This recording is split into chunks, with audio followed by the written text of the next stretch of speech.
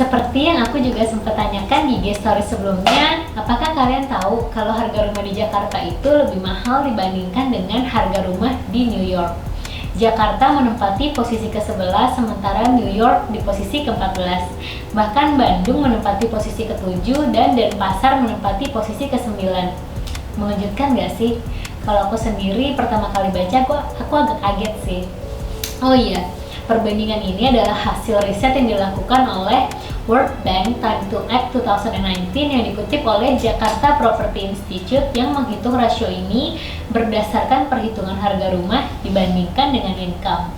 Jadi, seberapa besar kemungkinan untuk generasi milenial untuk bisa punya rumah di Jakarta? Kemungkinan selalu ada, kita nggak boleh patah semangat dan berhenti berharap. Tapi karena topik ini, aku jadi berdiskusi dengan beberapa teman di IG tentang apakah lebih baik nyicil untuk beli rumah, tinggal di rumah kontrakan, atau tinggal di senior living atau panti jompo. Yang pertama, beli rumah secara cash atau nyicil dengan KPR. Kalau beli rumah secara cash, apalagi rencananya di Jakarta, kita harus gas penghasilan kita supaya bisa menyusul kenaikan harga rumah yang kadang suka nggak masuk akal. Kalau nyicil, siapin cash flow sebesar cicilan kita selama bertahun-tahun supaya cicilannya nggak terlalu besar. Pro-nya, kamu punya rumah ketika kamu tua nanti, merasa lebih secure. Terus ada kebebasan untuk memelihara hewan dalam rumah selama nggak berisik dan nggak mengganggu orang lain atau tetangga. Kontranya, harus menyiapkan dana besar untuk bayar cash atau DP besar kalau pakai KPR supaya cicilannya tidak terlalu besar. Yang kedua, tinggal di kontrakan. Mungkin nggak sih kita memutuskan tinggal di kontrakan?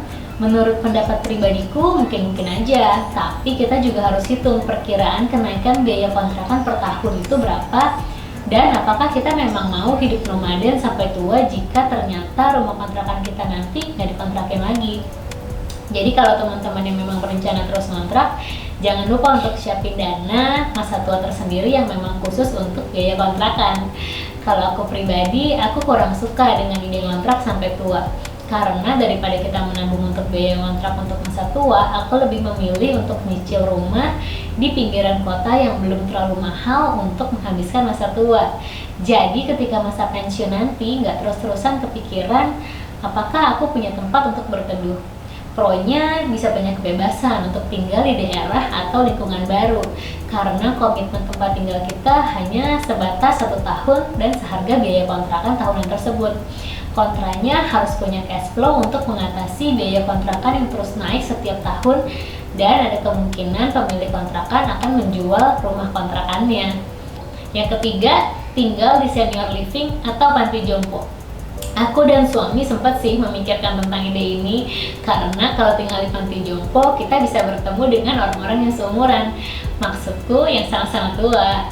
Dan di beberapa senior living atau panti jompo yang bagus, mereka biasanya punya banyak kegiatan untuk orang tua. Walau tinggal di senior living atau panti jompo saat ini bukan ide yang ideal, hal ini bisa jadi pertimbangan buat teman-teman yang memang berencana untuk tidak punya anak ketika tua nanti.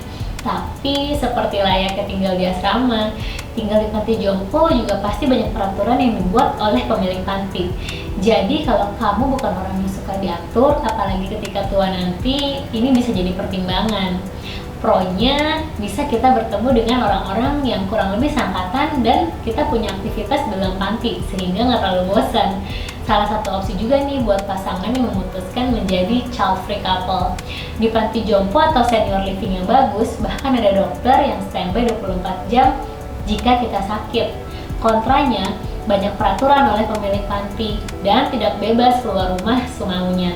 Harus memiliki tabungan atau dana pensiun yang cukup untuk biaya hidup sebulanan selama di panti. Yang keempat nih, konsep co-living. Nah, ini adalah hasil ngobrol aku dengan salah satu temanku, namanya Diana. Hai Diana, ini hasil obrolan kita di IG kemarin. Menurut informasi dari dia, saat ini sudah mulai ada tren yang namanya co-living. Jadi beberapa pasangan yang sudah menikah tinggal bareng dalam satu rumah. Terus kemarin aku sempat bilang, kalau lifestyle ini mulai naik daun di angkatan orang-orang seumuran kita, mungkin ketika generasi kita nanti memasuki usia pensiun, opsi ini bisa jadi pilihan. Jadi kita yang sudah masuk usia pensiun bisa beli satu rumah yang agak besar, tinggal bareng.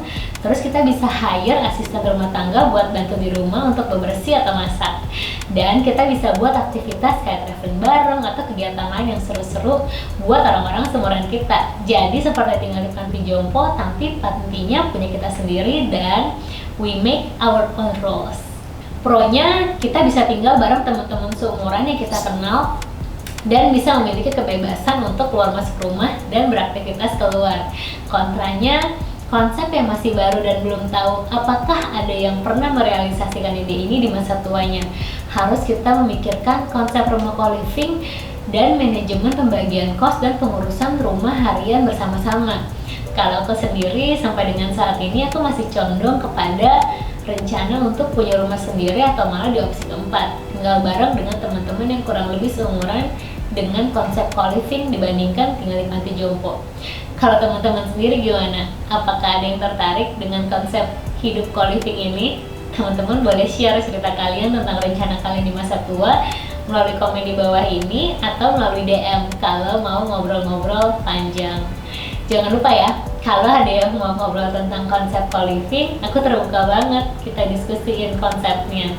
Thank you for listening ya teman-teman. Semoga sharing aku ini bisa bermanfaat. Jangan lupa follow IG aku di @restavanus. See you at the next sharing. Bye bye.